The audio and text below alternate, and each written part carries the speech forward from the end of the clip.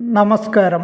1202 ചിങ്ങമാസം 1 മുതൽ 1202 കർക്കിടകം 31 വരെ, അതായത് 2026 ഓഗസ്റ്റ് 17 മുതൽ 2027 ഓഗസ്റ്റ് 17 വരെ ഗ്രഹങ്ങളുടെ രാശിമാറ്റം വഴി ഒരു വർഷക്കാലം രേവതി നക്ഷത്രത്തിൽ ജനിച്ചവർക്ക് ഏതെല്ലാം രീതിയിൽ ബാധിക്കുന്നു എന്നാണ് ഇവിടെ പറയുന്നത്.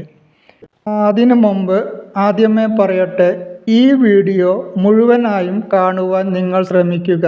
ഈ വീഡിയോയുടെ അവസാന ഭാഗത്ത് ദോഷഫലങ്ങൾക്ക് ചെയ്യേണ്ട പരിഹാര മാർഗങ്ങളെ പറ്റിയും പറഞ്ഞിരിക്കുന്നു.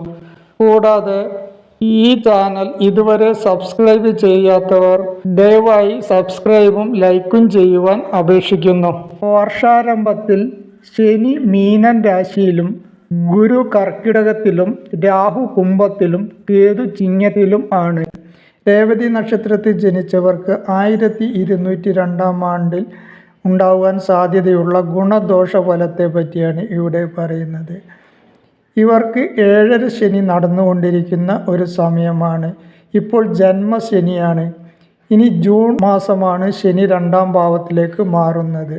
കഴിഞ്ഞ കുറേ വർഷമായിട്ട് പല രീതിയിലുള്ള കഷ്ടപ്പാടുകളും ദുരിതങ്ങളും പ്രയാസങ്ങളും മാനസിക സംഘർഷങ്ങളും ഒക്കെ അനുഭവിച്ചു കൊണ്ടിരിക്കുകയായിരുന്നു ഇവർ. ആരോഗ്യ പ്രശ്നങ്ങൾ ഇവരെ അലട്ടിക്കൊണ്ടിരിക്കുന്ന ഒരു സമയമായിരുന്നു. എന്നാൽ അതിൽ നിന്നൊക്കെ മാറ്റം ഉണ്ടാവുന്നതാണ്. എന്നിരുന്നാലും ഗുണദോഷ സമ്മിശ്രമായ ഒരു വർഷമാണ് 1202. ഈശ്വരാധീനം വർദ്ധിപ്പിക്കുകയും പ്രാർത്ഥനയും മറ്റും കൊണ്ട് ഇവർക്ക് ദോഷഫലങ്ങൾ കുറഞ്ഞു കിട്ടുന്നതായിരിക്കും. തൊഴിൽപരമായിട്ട് പറയുകയാണെങ്കിൽ തൊഴിൽ ലബ്ധി ഉണ്ടാകുവാൻ സാധ്യതയുണ്ട്. എന്നിരുന്നാലും കാലതാമസമോ തടസ്സമോ ഒക്കെ ഉണ്ടായതിനു ശേഷം മാത്രമായിരിക്കും തൊഴിൽ നേടുവാൻ സാഹചര്യം വന്നു ചേരുകയുള്ളൂ. തൊഴിൽ പ്രമോഷന് സാധ്യതയുണ്ടെങ്കിലും അനുകൂലമായ ഒരു പ്രമോഷൻ ഉണ്ടാവാൻ സാധ്യത കുറവാണ്. വിദേശത്ത് ജോലി ആഗ്രഹിക്കുന്നവർക്ക് അത് നടന്നു കിട്ടുന്നതാണ്. ദീർഘകാലമായി വിദേശത്ത് ജോലിക്കുണ്ടായിരുന്ന തടസ്സങ്ങളൊക്കെ മാറിക്കിട്ടുന്നതും ഇത് അനുകൂലമായി വരുന്നതും ആയിരിക്കും. ബിസിനസ് തുടങ്ങുന്നവർക്ക് അത്ര അനുകൂലമല്ല. ലാഭനഷ്ടങ്ങൾ ഉണ്ടാകുവാൻ സാധ്യതയുള്ള ഒരു വർഷമാണ്. അതുകൊണ്ട് തന്നെ പണം ഇടപാടുകൾ വളരെ അധികം ശ്രദ്ധിച്ച് കൈകാര്യം ചെയ്യേണ്ടതുണ്ട്. മാത്രമല്ല, പങ്കാളിത്ത ബിസിനസ് ചെയ്യുന്നവർ പങ്കാളിയുമായി നല്ല രമ്യതയിൽ പോകുവാൻ സാഹചര്യം ഉണ്ടാക്കിയെടുക്കേണ്ടതുണ്ട്. ധനപരമായി പറയുകയാണെങ്കിൽ ധനപുരോഗതി ഉണ്ടാവുമെങ്കിലും അതിനനുസരിച്ച് ചിലവുകളും ഉണ്ടാവുന്നതാണ്. അവിചാരിതമായി ധനാഗമനം ഉണ്ടാവുന്നതാണ്. തൊഴിൽപരമായിട്ടും കാർഷികപരമായിട്ടും ബിസിനസ് പരമായിട്ടും ഒക്കെ നേട്ടങ്ങൾ ഉണ്ടാവുമെങ്കിലും അതിനനുസരിച്ച് തന്നെ തടസ്സങ്ങളും ചെലവുകളും ഒക്കെ വർദ്ധിക്കുന്നതുകൊണ്ട് കൂടുതൽ ശ്രദ്ധിക്കേണ്ടതും വരുമാനം വർദ്ധിക്കുമ്പോൾ നിക്ഷേപം ഉണ്ടാക്കി വെക്കേണ്ടതും ഒക്കെ ഈ സമയത്ത് ആവശ്യമാണ്. ചെലവ് വർദ്ധിക്കുന്ന ഒരു സമയമാണ് എന്നുകൂടി മനസ്സിലാക്കേണ്ടതുണ്ട്. ഊഹക്കച്ചവടം ചെയ്യുന്നവർക്കും അത്ര ഗുണകരമല്ല. റിയൽ എസ്റ്റേറ്റ് ബിസിനസ് ചെയ്യുന്നവർക്ക് നഷ്ടമുണ്ടാകുവാൻ സാധ്യതയുണ്ട്. ബിസിനസ്സിൽ വിചാരിച്ചത്ര നേട്ടം ഉണ്ടായിക്കൊള്ളണമെന്നില്ല. നഷ്ടമുണ്ടാകുവാനും സാധ്യതയുള്ളത് കൊണ്ട് തന്നെ വളരെയധികം ശ്രദ്ധിക്കേണ്ടതുണ്ട്. ആരോഗ്യകരമായി പറയുകയാണെങ്കിൽ ഉദരരോഗം പോലെയുള്ള ഹൃദയ സംബന്ധമായ അസുഖങ്ങൾ പോലെയുള്ളവർക്ക് കൂടുതൽ ശ്രദ്ധിക്കേണ്ട സമയമാണ്. മുതിർന്നവർ അല്ലെങ്കിൽ മാതാപിതാക്കൾ ഇവരുടെ ആരോഗ്യം കൂടുതൽ ശ്രദ്ധിക്കേണ്ട സമയം കൂടിയാണ്. ആഡംബര വസ്തുക്കൾക്ക് വേണ്ടിയും മറ്റ് അനാവശ്യ ചിലവുകൾക്ക് വേണ്ടിയും കൂടുതൽ പണം ചിലവഴിക്കുന്ന സമയമായതുകൊണ്ട് തന്നെ അതിനൊക്കെ ഒരു നിയന്ത്രണം വരുത്തേണ്ടത് ആവശ്യമാണ്. വിദ്യാർത്ഥികളെ സംബന്ധിച്ച് പറയുകയാണെങ്കിൽ വിദ്യാ പുരോഗതി ഉണ്ടാവുന്നത് ഇഷ്ടപ്പെട്ട കോഴ്സ് ലഭിക്കുന്നതിനും ഉപരിപഠനം ആഗ്രഹിക്കുന്നവർക്ക് അത് നേടിയെടുക്കുവാനും ഒക്കെ കഴിയുന്നതാണ്.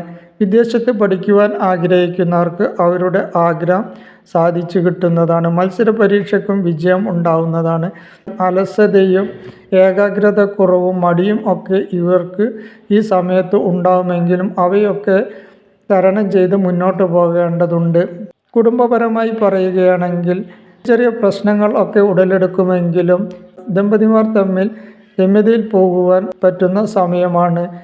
കുടുംബാംഗങ്ങൾ തമ്മിൽ അനാവശ്യമായി ചില തർക്കങ്ങളൊക്കെ ഉടലെടുക്കുവാൻ സാധ്യതയുള്ളത് കൊണ്ട് തന്നെ സംസാരം നിയന്ത്രിക്കേണ്ടതും ശ്രദ്ധിക്കേണ്ടതുമുണ്ട്. എടുത്തുചാട്ടവും കോപവും ഒക്കെ ഈ സമയത്ത് ഒഴിവാക്കേണ്ടത് ആവശ്യമാണ്. വീട് വെക്കുവാൻ ആഗ്രഹിക്കുന്നവർക്ക്, വീട് വാങ്ങുവാൻ ആഗ്രഹിക്കുന്നവർക്ക് അത് നടന്നു കിട്ടുന്നതാണ്. വർഷാരംഭത്തിൽ വളരെ അനുകൂലമായ സമയമാണ്. ഒക്ടോബർ വരെ ഇവർക്ക് പല രീതിയിലുള്ള അനുകൂല സാഹചര്യങ്ങളും വന്നു ചേരുന്നതാണ്. സാമ്പത്തികമായി പുരോഗതി ഉണ്ടാകുവാനും തൊഴിൽ നേടുവാനും ആരോഗ്യ പുരോഗതി ഉണ്ടാകുവാനും ഒക്കെ ഈ സമയത്ത് സാധ്യത കൂടുതലാണ്. എന്നാൽ ഒക്ടോബറിന് ശേഷം അത്ര ഗുണകരമല്ല. വ്യാഴം 6-ാം ഭാവത്തിലേക്ക് മാറുന്നതോടെ, വ്യാഴം അറിഞ്ഞിരിക്കുന്ന ഒരു അവസ്ഥ വന്നു ചേരുന്നതോടെ ചിലവ് വർദ്ധിക്കുവാനും ബിസിനസ്സിൽ നഷ്ടമുണ്ടാകുവാനും ജോലി വിഘ്നം ഉണ്ടാകുവാനും ഒക്കെ ഈ സമയത്ത് സാധ്യത കാണുന്നുണ്ട്. മാനസിക സമ്മർദ്ദം വർദ്ധിക്കുവാനും സാധ്യതയുണ്ട്. എന്നാൽ ഡിസംബറിന് ശേഷം ചില മാറ്റങ്ങൾ വന്നു ചേരുന്നതാണ്. ജനുവരിക്ക് ശേഷം ഇവർക്ക് കൂടുതൽ നല്ല ഫലങ്ങൾ വന്നു തുടങ്ങുകയാണ്. കാരണം വ്യാഴം വീണ്ടും 5-ാം ഭാവത്തിലേക്ക് തന്നെ വരികയാണ്. വിവാഹം ആഗ്രഹിക്കുന്നവർക്ക് വിവാഹം നടന്നു കിട്ടുവാനോ അതിന് അനുകൂലമായ ഒരു സാഹചര്യം വന്നു ചേരുവാനോ സാധ്യതയുണ്ട്. വിദേശത്ത് പോകുവാൻ ആഗ്രഹിക്കുന്നവർക്ക് അത് നടന്നു കിട്ടുന്നതാണ്. കലാകായിക രംഗത്തുള്ളവർക്ക്, രാഷ്ട്രീയക്കാർക്ക് ഒക്കെ ഈ സമയം കൂടുതൽ അനുകൂലമായ സമയമാണ്. ഒക്ടോബർ മാസത്തിന് ശേഷം ജനുവരി മാസം വരെ കൂടുതൽ ശ്രദ്ധിക്കേണ്ട സമയമാണ്. വ്യാഴം കേതുവുമായി യോഗം ചേർന്നിരിക്കുന്ന സമയമായതുകൊണ്ട് തന്നെ രാത്രി യാത്രകളും വാഹനയാത്രകളും ഒക്കെ കൂടുതൽ ശ്രദ്ധിക്കേണ്ട സമയമാണ്. ശത്രുശല്യം വർദ്ധിക്കുവാനും സാധ്യതയുണ്ട്. ഏതെങ്കിലും രീതിയിൽ അകന്നു നിൽക്കുന്നവർ കൂടുതൽ പ്രശ്നങ്ങൾ ഉണ്ടാക്കുവാനും സാധ്യതയുള്ളത് കൊണ്ട് തന്നെ കൂടുതൽ ശ്രദ്ധിക്കേണ്ട സമയമാണ്. രേവതി നക്ഷത്രക്കാർ അത്ര അനുകൂലമല്ലാത്ത സമയം ഈ വർഷം ഏതെന്ന് മനസ്സിലാക്കി ക്ഷേത്ര ദർശനവും ദൈവാരാധനയും പ്രാർത്ഥനയും ഒക്കെ ചെയ്ത് ദോഷഫലങ്ങൾ ലഘൂകരിക്കേണ്ടതാണ്. ഇവർക്ക് ദോഷപരിഹാരത്തിനായി ശിവക്ഷേത്ര ദർശനം നടത്തുകയും ശാസ്താക്ഷേത്ര ദർശനം നടത്തുകയും നീരാഞ്ജനം, എള്ളുതിരി എന്നിവ തെളിയിക്കുകയും വിഷ്ണു പ്രീതിക്കായി വിഷ്ണു ക്ഷേത്ര ദർശനം നടത്തുകയും പാൽപ്പായസം, തുളസിമാല അർച്ചന എന്നിവ ചെയ്യുകയും ഹനുമാൻ ചാലീസ ദിവസവും ജപിക്കുകയും വിഷ്ണു സഹസ്രനാമം ജപിക്കുകയും ഒക്കെ ചെയ്താൽ ഇവർക്ക് ഈ 7.5 ശനി കാലത്ത് ഉണ്ടാകുവാൻ സാധ്യതയുള്ള ദോഷഫലങ്ങൾ കുറഞ്ഞു കിട്ടുന്നതും ഗുണഫലങ്ങൾ കൂടുതൽ ലഭിക്കുന്നതും ആയിരിക്കും.